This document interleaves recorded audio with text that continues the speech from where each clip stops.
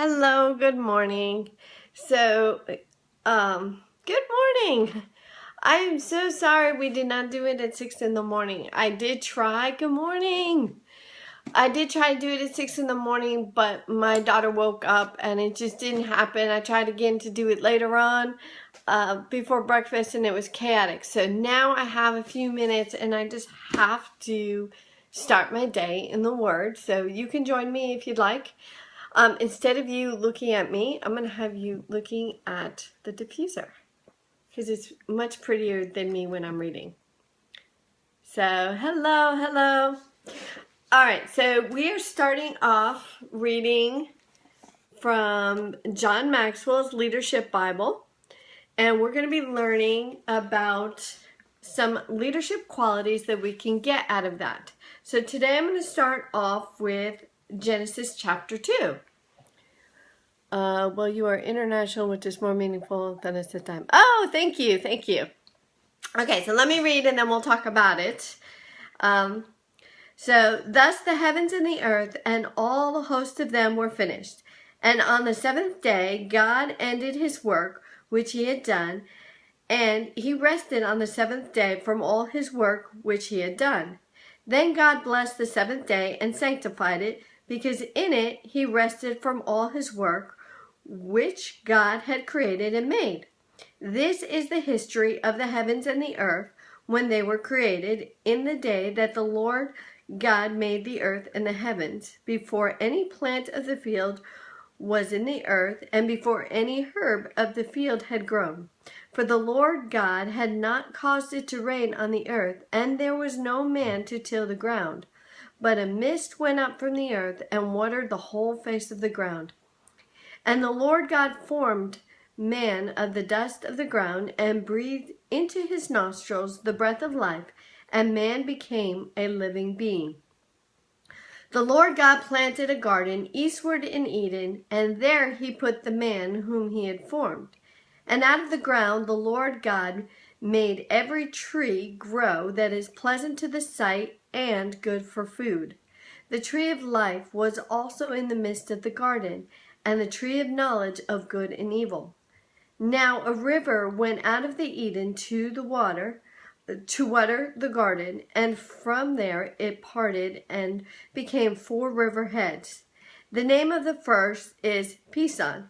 It is the one which skirts the whole land of Havilah, where there is gold, and the gold of that land is good. Bdellium and the onyx stone are there. The name of the second river is Gihon. It is the one which goes around the whole land of Cush. The name of the third river is Hiddekel. It is, hold on, turn the page. It is the one that goes towards the east of Assyria. The fourth river is the Euphrates. Then the Lord God took the man and put him in the Garden of Eden to tend and keep it. And the Lord God commanded the man, saying, Of every tree of the garden you may freely eat, but of the tree of knowledge of good and evil you shall not eat, for in the day that you eat of it you surely will die. And the Lord God said, It is not good that man should be alone. I will make him a helper comparable to him. Out of the ground the Lord God formed every beast of the field, every bird of the air, and brought them to Adam to see what he would call them. And whatever Adam called each living creature, that was its name. So Adam gave names to all the cattle, to the birds of the air, and to every beast of the field. But for Adam there was not found a helper comparable to him. And the Lord God caused a deep sleep to fall on Adam, and he slept. And he took one of his ribs and closed up the flesh in its place. Then the rib which the Lord God had taken from man, he made into a woman, and he brought her to the man.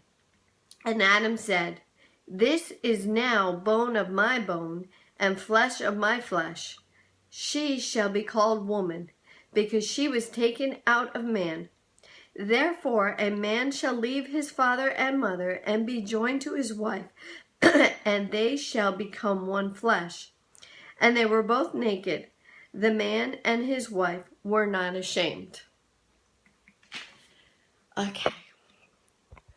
So what I got out of all of this, reading this from a leadership perspective, I find it interesting that yesterday we learned that we were made in God's image, and that God had created Adam to be a leader. And we learned that everything that God said, he did, and then he evaluated. He said it, he did it, and he evaluated. And then today we see how God empowered Adam. Here's the first man. He was given authority to name all the creatures, and he was also given parameters to lead about the tree. And you notice there were 2 trees in there, and God didn't say you couldn't touch the other tree. He just said the tree of the good and evil. And he also said the consequences right there in the beginning. So it was very clear. So Adam knew what he was supposed to do, and he knew the rules. And God did not micromanage him, which, you know, I had read this chapter so many times. Genesis is one of my favorite books in the Bible. But I found that very interesting. He didn't micromanage him. Instead, he gave him all the tools to succeed, and then he let him do it. But even still, there were consequences when he messed up. But, of course, we learned that God had provisions, even for the consequences. But what John Maxwell suggests in his book, that we have to be careful when we communicate, because here God communicated very clearly exactly what he wanted. Thank you for the hearts. He communicated to Adam exactly how he was supposed to do everything. And obviously, he did not communicate very well when he went and told that to Eve. So he empowered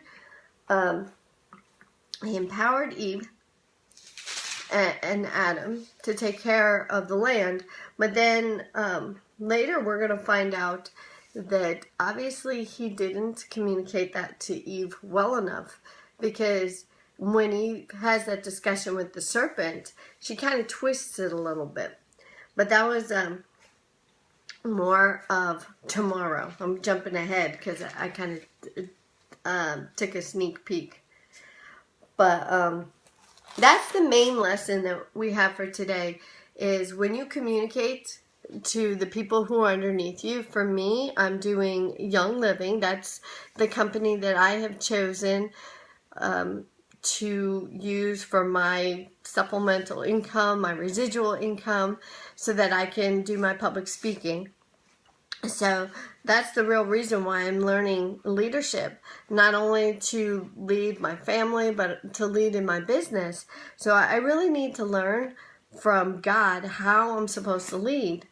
And so the lesson today is communicate very clearly, but not just do this, but do this and this will happen. You need to explain consequences to people, and so that they have an understanding. And then as a good leader, you sit back. You don't micromanage your people. You sit back and you're there and you're ready for them when they do mess up. And then you handle it from there. You don't say, oh, don't worry about it, it doesn't matter. Well, it does matter. If you gave the exact directions and the exact consequences and somebody messes up, well, you know, you work through it together and you fix it. But that's what it boils down to, really good communication and empowering your people with all the tools that they need. So that was my Periscope lesson for today. Hopefully tomorrow I can do it at 6 o'clock again, and if not, we'll just wing it. But I will say that yesterday was my very first day where I was very purposeful in my day. I mapped out my day, I mapped out my meals, I kept a very good schedule, And we were very successful in the Culver House home yesterday. And I started working out, was able to work out, yay. And I even put in some time to do devotion with my 2-year-old. That was so exciting because we even did it today where we opened up her Bible. Yes, lots of hearts for that. That was very special here. My husband joined along, and we're going through Genesis with her, and it was so sweet. And so it's really nice living on purpose, living on a schedule. So that's why I want to encourage you to have a schedule and do your best to stick to it. And then if you don't, just be rigidly flexible. That was the term I used all the time in the military. Be rigidly flexible with your schedule. So have a great day. God bless you. Thank you for listening. Thank you for the hearts. Love you. Bye-bye.